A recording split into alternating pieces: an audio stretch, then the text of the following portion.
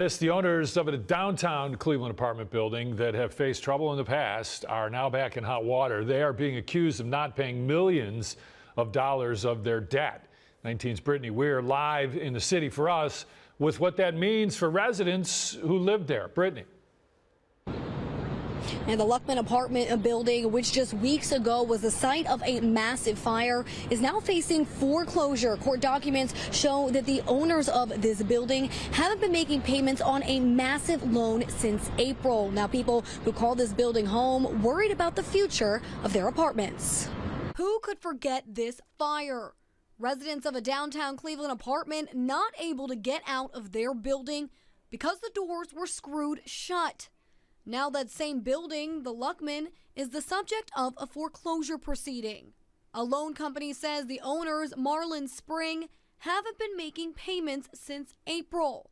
According to the court documents, Marlin Spring owes over $30 million.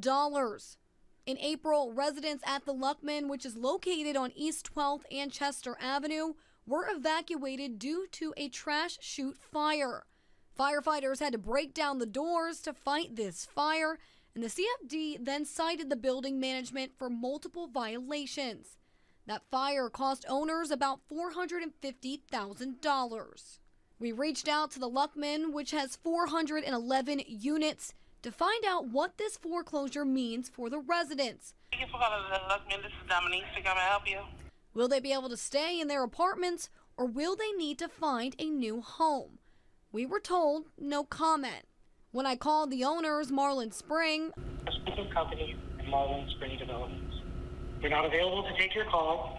Please leave a message. I was able to leave a message, but have not heard back.